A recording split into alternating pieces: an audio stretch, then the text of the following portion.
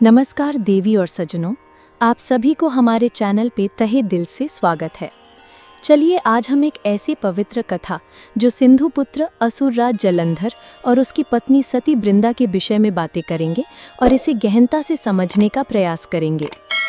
ओम नमः भगवती वासुदेवाय। देवराज इंद्र एक बार गुरु बृहस्पति के साथ भगवान शिव के दर्शन के लिए कैलाश पर्वत गए थे। महादेव ने दोनों की परीक्षा लेना चाही, इसलिए उन्होंने अपना रूप बदल लिया और अवधूत बन गए।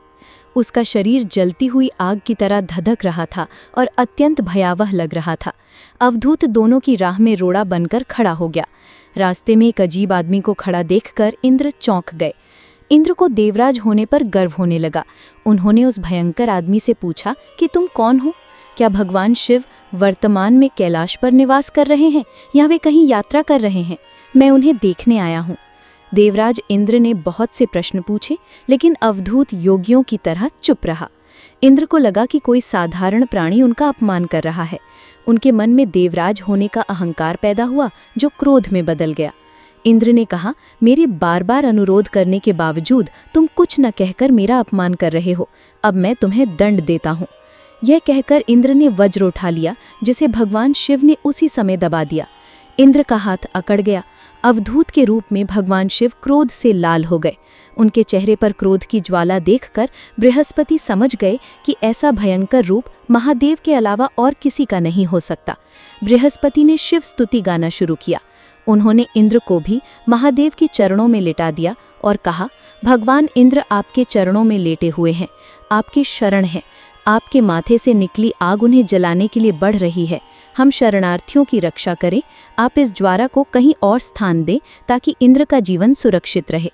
भगवान शिव ने कहा, बृहस्पति, मैं तुम पर बहुत प्रसन्न हूँ। इंद्र को प्राण देने के कारण तुम्हारा एक नाम जीव भी होगा।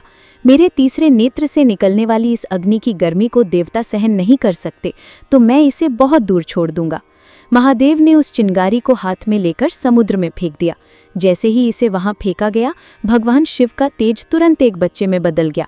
सिंधु से इसकी उत्पत्ति के कारण इसका नाम सिंधु पुत्र जलंधर प्रसिद्ध हुआ। जलंधर का विवाह वृंदा के साथ हुआ। वृंदा कालनेमी नामक असुर की पुत्री थी।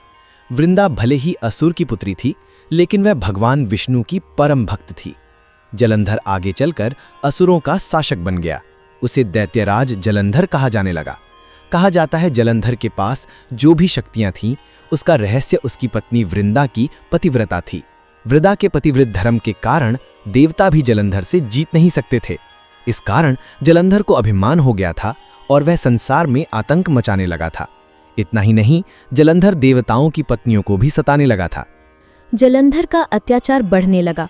देवताओं के अलावा उसने अपने गुरु शुक्राचार्य का भी निरादर कर दिया। वह कैलाश पहुंचकर पार्वती जी को अपने अधीन करना चाहता था। महर्षि नारद ने भगवान शंकर को कहा कि इस अत्याचारी से धरती को मुक्ति दिलाएं। भगवान शंकर ने समझाना चाहा तो जलंधर ने उन्हीं का उपहास उड़ाया। इस पर भगवान शंकर ने श्री विष्णु को इसे दंड देने के लिए कहा। विष्णु भगवान समझाने गए तो जालंधर ने युद्ध को ललकारा। लक्ष्मी जी ने भगवान विष्णु से ये वचन ले लिया था कि जालंधर की हत्या ना करें। लक्ष्मी जी का जन्म भी अमृत मंथन के समय सागर से हुआ था। जालंधर भी सागर का जातक पुत्र था, इसलिए वो लक्ष्मी जी का भाई ही हुआ। भगवान विष्णु और जालंधर के लंबा युद्ध चला। वचन में बंधे होने से भगवान विष्णु युद्ध को निर्णय तक पहुंचाए बिना वापस चले गए। पुराणों में वर्णित है कि महर्षि नारद के आग्रह पर भगवान शंकर ने जालंधर से युद्ध किया। युद्ध लंबे समय तक चला। भगवान शंकर जानते थे कि दैत्यराज जालंधर की पत्नी देवी वृंदा सत्य, त्याग और तपस्या की मूर्ति है। जालंधर की हार उसकी पत्नी वृंदा के पतिव्रता भंग होने के बाद ही निश्चित थी। इसलिए भगवान विष्णु जालंधर का रूप धारण कर वृंदा के पास पहुंचे। वृंदा को लगा कि ये जालंधर है। वो भगवान विष्णु संग पति जालंधर जैसा व्यवहार करने लगी और इस कारण वृंदा का पतिव्रता धर्म भंग हो गया। इस तरह महादेव द्वारा जालंधर का वध किया गया। कई महीनों तक चले युद्ध के बाद जालंधर भगवान शंकर के हाथों मारा गया।